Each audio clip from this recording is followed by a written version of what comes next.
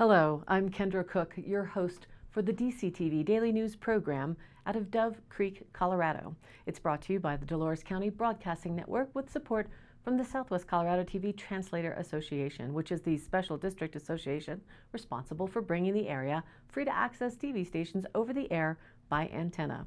This is a community TV station, so if there's a news story or event information that you would like to share, please call us at 970-677-4119 or email dcbnnews@gmail.com. And if you're a business or organization, we welcome you to find out about sponsorship opportunities for banners or video segments run on the channel. This is the Thursday transmission for April 8th, 2021, DCTV Daily News. So there's currently an initiative that is scheduled to be on the 2022 election ballot for Colorado. This time being, it is called Title 16, Laws Concerning Cruelty to Animals. On April 7th, 2021, the Secretary of State's office held their meeting online, which started with a rehearing on this controversial initiative regarding animal care in Colorado. The opposition states that, first of all, it is not statutory to include multiple issues on one initiative, and the gentleman made the case for that being unconstitutional under state law. Also, the language is hostile and emotional, he said, meant to mislead the voters. The title itself uses the catchphrase cruelty to animals, which many feel is incendiary. Heather Riley of La Plata County applied for a rehearing. First, David Peters from Durango, Colorado spoke. He's retired and has no connection to the position.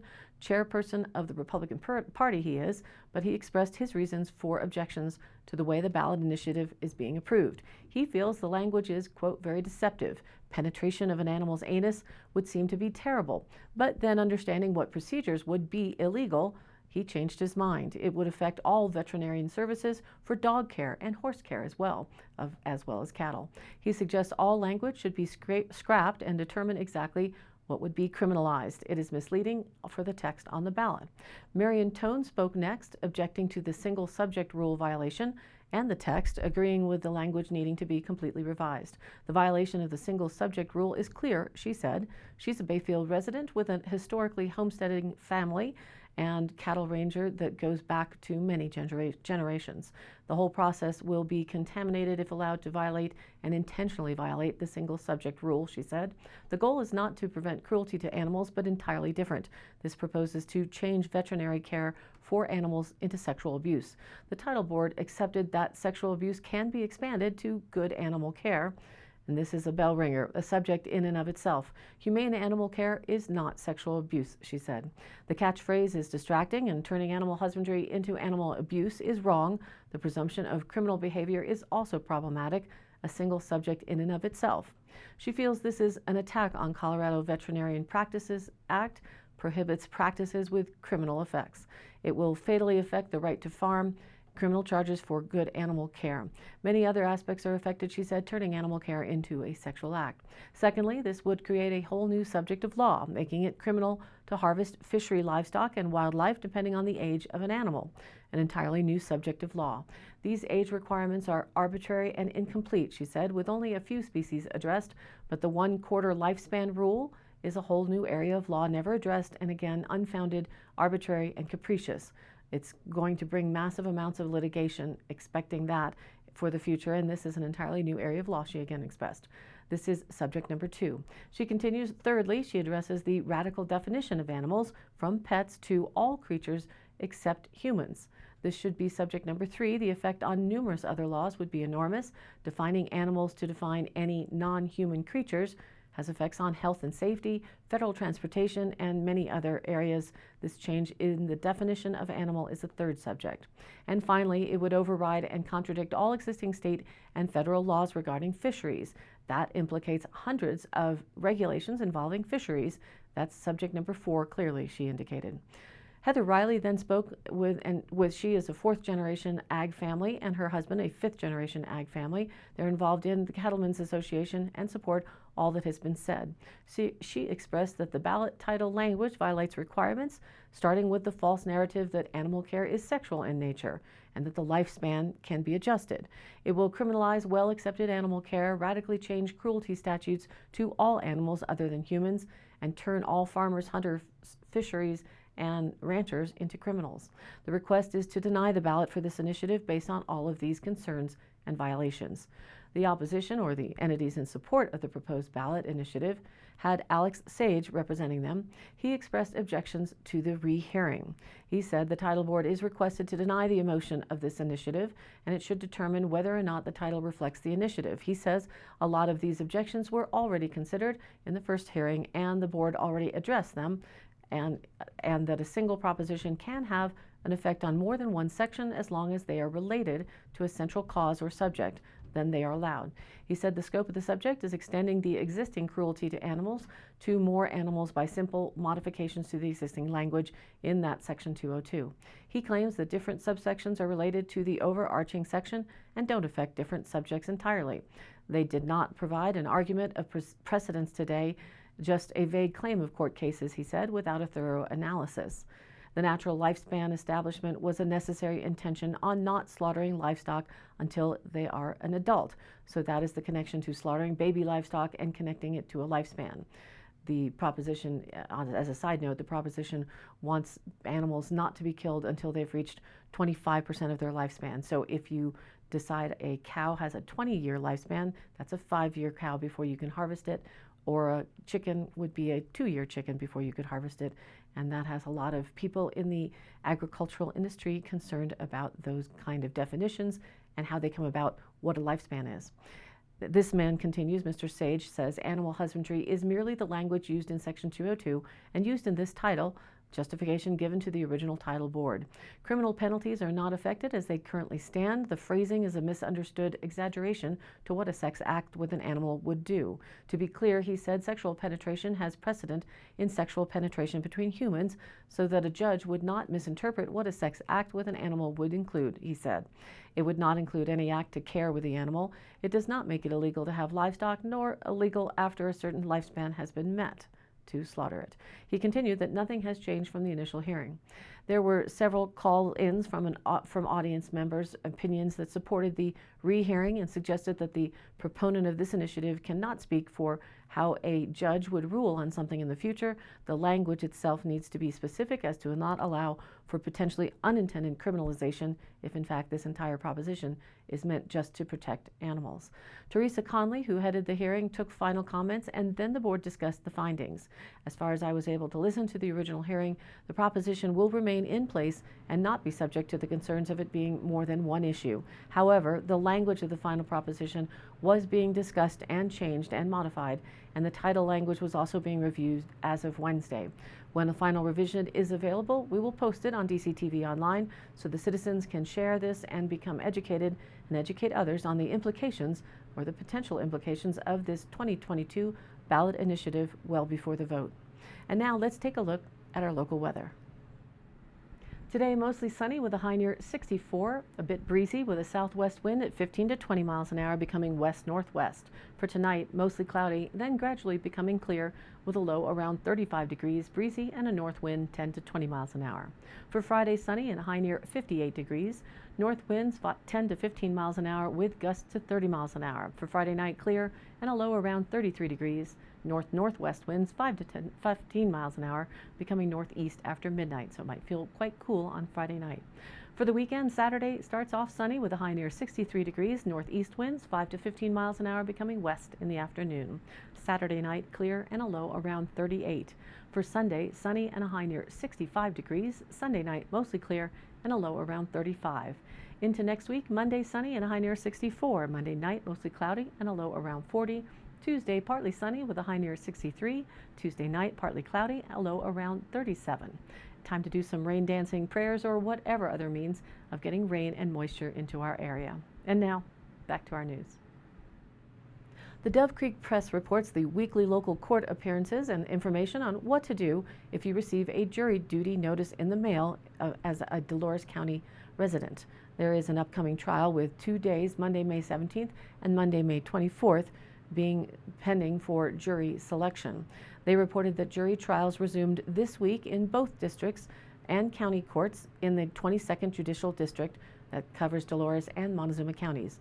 With the increasing availability of vaccines, particularly to those most vulnerable to Project COVID-19, and improved metrics related to the disease, the time to resume jury trials has arrived.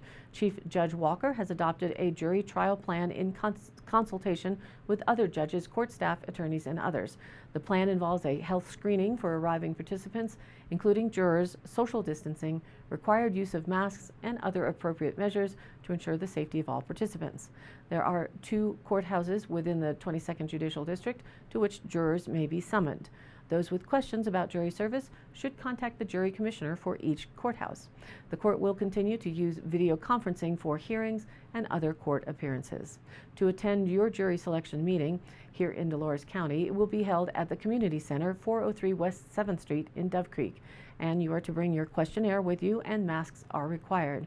The jury commissioner is available at 970-677-2258 or Dolores Jury at judicial.state.co.us if you want to contact them with any of your questions. This is a local news program, and the intent is to increase communications and shared information on what's happening in our local and regional area. Of course, what happens in Denver affects our lives too, so I bring news stories that may impact our lives here from the state capitol as well. And then the federal government has a role in everyone's lives above and beyond the local and state levels. So today, you may have seen President Biden speak about what new gun control measures he plans to sign into executive orders that will impact every U.S. citizen, and we will be reporting more on those implications on tomorrow's Newsweek wrap-up. For today, I want to add some general information about what the Project COVID-19 plan looks like in terms of the relevance to major exercises, drills, or theoretical scenarios, and the like, and give you the opportunity to look into these to research streams for yourself. This is a long segment. Hopefully all of this information will be helpful to your personal research and life choices as we move forward through 2021, and hopefully everyone can stay as healthy as they can. And already you probably are aware that Anthony Fauci is on video in 2017 predicting the current COVID outbreak, and he spent millions of dollars at several labs, including at the Level 4 facility in Wuhan, China, to weaponize viruses by bioengineering so-called gain of function. These are all facts and easy to verify. Also in 2017, Johns Hopkins published a document called The SPARS Pandemic 2025-2028. That's a report about a drill for a vaccine that caused spongiform encephalopathy, aka mad cow prion disease, in people. To interject that SPARS was short for St. Paul acute respiratory syndrome, and the COVID virus is named SARS-CoV-2 for severe acute respiratory syndrome, coronavirus 2. Not very different. There is a concern that, as with other drills they have published in the past, such as Crimson Contagion and Event 201, the SPARS report will turn out to be the actual script of a planned genocidal attack on the mass populace that is unfolding as we speak, because many scenarios in the report have indeed already come to pass. In the SPARS drill, it is the politicians, not Big Pharma, who are blamed for speeding up the release of the vaccines without proper testing and trials, thus unleashing this massive brain damage due to prion disease in children and adults, which has an onset of 6 months to a year to develop after the injection. The SPARS report is the smoking gun, the blueprint for how they're going to censor people and for how they will cover up the side effects. It is a script of talking points for the globalist minions who are read into this diabolical plan. The intended result of all of this is to centralize all medical authority on Earth within the UN with its own massive Marshall Fund to enact total medical tyranny that makes our current reality seem like a mask-free walk in the park. From a site called Dark Docs, an article lays out this information quite nicely, and I'm going to read it for you. They start by saying, the most well-known simulation is likely Event 201, a high-level pandemic exercise organized by the Bill and Melinda Gates Foundation, partnered with the Johns Hopkins Center for Health Security and the World Economic Forum on October 18, 2019. Event 201 simulated how the world would respond to a fictional coronavirus pandemic known as CAPS, which swept around the planet. The simulation imagined 65 million people dying, mass lockdowns, quarantines, censorship of alternative viewpoints under the guise of fighting, quote, disinformation, and even floated the idea of arresting people who question the pandemic narrative. Another exercise, known as Crimson Contagion, simulated an outbreak of a respiratory virus originating from China.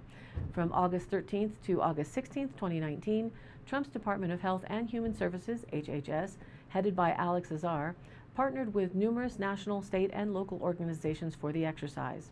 According to the results of the October 2019 draft report, the spread of the novel avian influenza H7N9 resulted in 110 million people infected in America, 7.7 million hospitalizations, and 586,000 deaths. Another simulation, known as CLADE-X, took place in May of 2018. This event examined the response to a pandemic resulting from the release of a fictional virus known as CLADE-X. In this simulation, the virus was released by a terror group called A Brighter Dawn.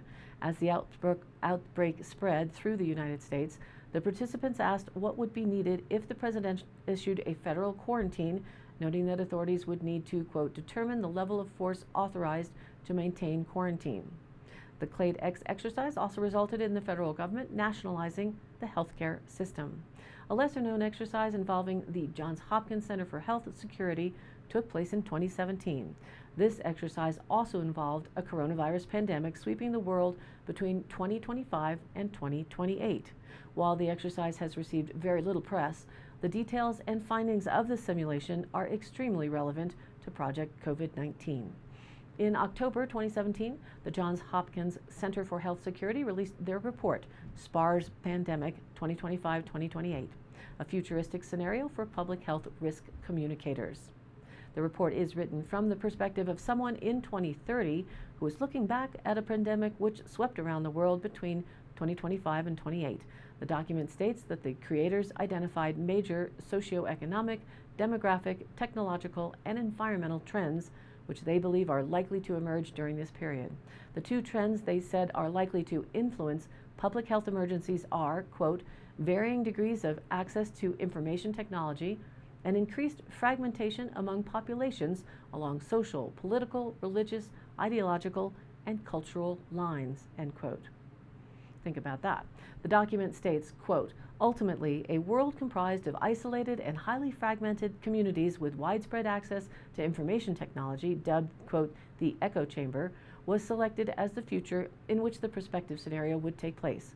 From this point, scenario-specific storylines were then developed, drawing on subject matter expertise, historical accounts of past medical countermeasure crises, contemporary media reports, and scholarly literature in sociology, emergency preparedness, health education, and risk and crisis communication. These sources were used to identify communication challenges likely to emerge in future public health emergencies, end quote. The exercise describes the world of 2025, which might have been 2020, as, quote, more connected yet more divided, with near universal access to wireless internet. The report discusses a new technology known as Internet Accessing Technology, or IAT, which is described as thin, flexible screens that can be temporarily attached to briefcases, backpacks, or clothing and used to stream content from the internet. New social media platforms also affect the digital landscape, including ZapQ, a platform that, quote, enables users to aggregate and archive selected media content from other platforms and communicate with cloud-based social groups based on common interests and current events, end quote. While this has allowed for an increase in ease in sharing news, many people choose to, quote, self-restrict the sources they turn to for information, creating the echo chambers. In mid-October 2025, 3 deaths were reported at a church in St. Paul, Minnesota during this program that they have written. 2 church members recently returned from a trip to the Philippines. While their deaths were initially assumed to be influenza, laboratory results later disproved that theory. Eventually, the Centers for Disease Control and Prevention confirmed that the 3 patients were infected with a novel coronavirus known as the St. Paul Acute Respiratory Syndrome Coronavirus, or SPARS-CoV. Interestingly, the report notes that, quote, early case fatality estimates were inflated, with the CDC estimating SPARS cases fatality rate of 4.7%. Does that sound familiar? And the WHO saying 14 to 15%, and over 50% for people over the age of 64. Later studies would provide a more accurate estimate of only 0.6%. This simulated scenario mimics what we have seen with COVID-19. The CDC and WHO both initially claimed that the fatality rate was much higher before later admitting that the rate was below 1%. The report goes on to detail how public health and medical professionals were not successful in stopping the spread of SPARS. By this time Thanksgiving and Black Friday arrived, the transmission of SPARS accelerated due to asymptomatic individuals traveling. By mid-December, SPARS cases were reported in 26 states, as well as Mexico, Canada, Brazil, Japan, and several European countries. Eventually, an animal vaccine is seen as a potential solution. Ranchers had used the vaccine to treat a SPARS-like respiratory coronavirus disease in cows and pigs in the Philippines. The vaccine manufacturer, GMI, claimed the vaccine would help, but clinical trials reveal side effects, including swollen legs, severe joint pain, and encephalitis leading to seizures or death. There was no data available on the long-term effects of the GMI vaccine. Despite this controversy, SynBio, a U.S.-based pharmaceutical corporation, developed a SPARS vaccine based on the GMI technology. Much like in real life, the simulation states that the Department of Health and Human Services agreed to provide liability protection to the vaccine manufacturer SynBio in the event someone is harmed from the vaccine. This is the same situation we have seen with COVID-19, where U.S. government officials have acknowledged that the vaccine companies are going to be given indemnity against potential liabilities arising from their products. The simulation makes it clear that health officials have planned for potential vaccine injuries and objections to vaccine mandates.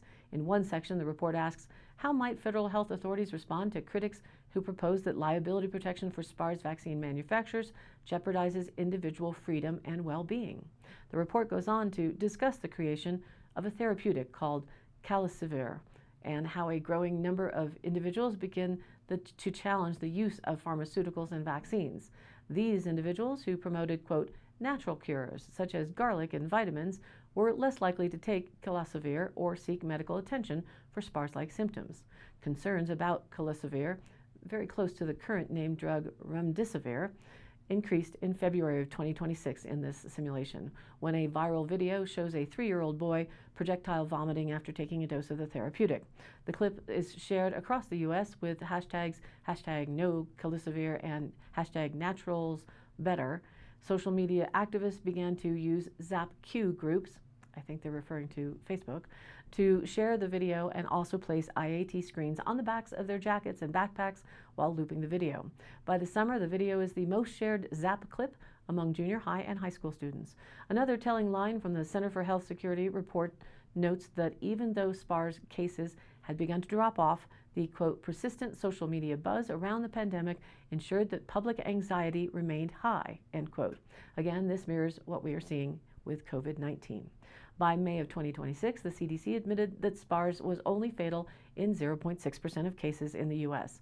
This reality was reflected on social media, where much of the public began to recognize that SPARS was not as dangerous as they had been told. Quote, combined with persisting doubts about Calcivir and the lack of a commercially available SPARS vaccine, the new lower case fatality rate estimate led the public to grow incredibly hostile towards continued SPARS messaging, the report states.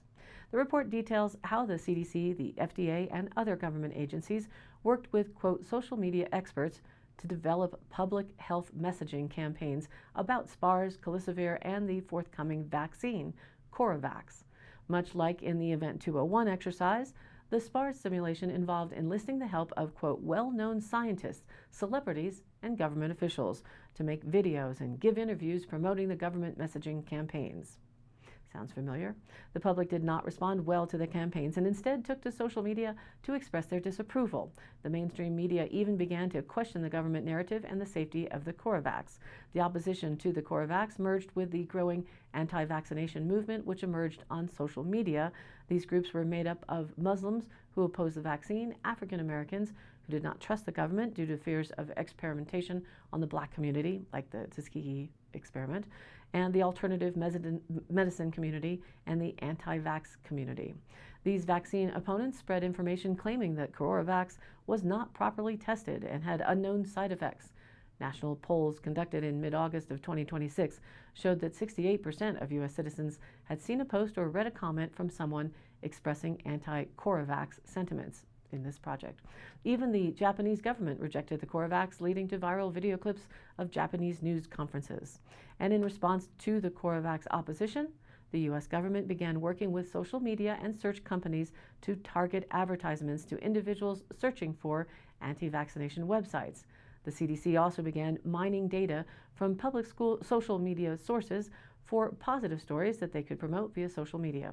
The U.S. government also asked healthcare providers to grant access to patients' electronic health records, EHRs, in an attempt to determine the number of individuals in high-risk populations and in particular areas, and then describe the aftermath, which was long-term side effects, lawsuits, and a loss of trust. The report describes how adverse side effects began to emerge as more Americans received the vaccine. Parents claimed that children were experiencing neurological symptoms similar to those seen in the animals injected with the GMI vaccine. By May of 27, parents began filing lawsuits and demanding a removal of the liability protecting the pharmaceutical companies who developed CoroVax. The report states that concerns were particularly high among some African American parents who continued to question the government's motives regarding the CoroVax vaccination campaign. And by the end of 27, new neurological symptoms began to appear in people who had taken CoroVax. After showing no adverse side effects for nearly a year, several vaccine recipients slowly began to experience symptoms such as blurry vision, headaches, and numbness in their extremities, the Center for Health Security wrote. The report says that by 2030, it was still unclear if the vaccinations were to blame for the side effects. The social media backlash caught the HHS off guard as they faced pressure to award compensation to those experiencing long-term effects from CoroVax. The public increasingly held negative opinions regarding the vaccine and what they perceived as indifference to the victims. As the report wraps up, it examines how the world looks from 2030, 5 years after the SARS pandemic began. While the pandemic officially ended in 2028 in this scenario, cases exist in 14 countries across Europe, Africa, and Asia. WHO experts anticipate that future outbreaks will continue to emerge unless countries maintain widespread vaccination coverage.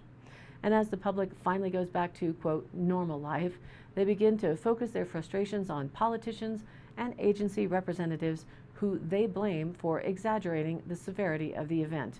Eventually, several high-ranking officials within the CDC and FDA are forced to retire. However, there appears to be a lack of accountability as there is little desire to rehash the events of the past several years.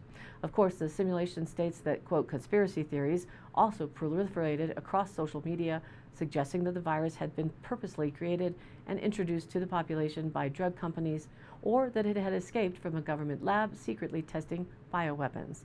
These sorts of accusations have also been observed at lobbed at researchers during the COVID-19 crisis and used to justify censorship.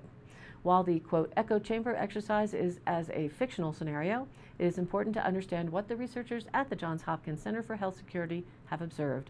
While these events are not intended to be a prediction of things to come, history has shown that simulations and exercises of this sort can often offer a window of how governments and private institutions will respond in times of crisis to come.